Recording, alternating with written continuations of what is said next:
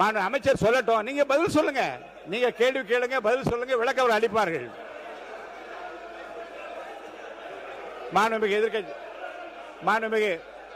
எதிர்க்கட்சி தலைவர் உட்காருங்க. மாண்புமிகு பேரவைத் தலைவர்களே, நாங்கள் அரசு எதுவும் குறை சொல்ல விரும்பல.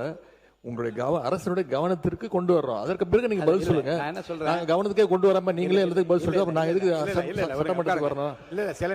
சில நிகழ்வு உட்காருங்க. சில நிகழ்வுகளில் நான் விளக்கம் சொல்லிடுறேன்.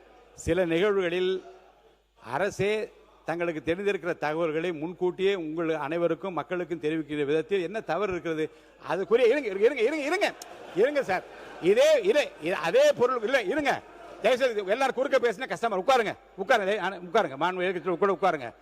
இந்த பிரச்சனையில் அவர் கருத்தை சொன்ன பிறகும் நீங்கள் உங்கள் கருத்துக்களை பதிவிப்பதில் என்ன தவறு இருக்கு? இல்லை, சரி என்ன சரியில்லை இல்லை. இதை இங்க பாருங்க, என்ன முயற்சிக்க கூடாது என்றா, நாங்கள் கவனத்துக்கு கொண்டு வந்ததால் தான் அவள் பதில் சொல்ல முடிந்தது என்றோ, அல்லது நாங்கள் பதில் சொன்னதால் தான் கவனத்துக்கு கொண்டது என்றோ அல்ல.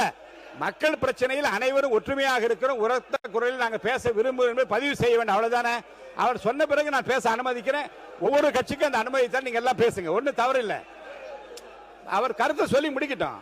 மாண்புமிகு உட்காருங்க, நீங்க பேசுங்க சார். மாண்பு உறுப்பினர்கள்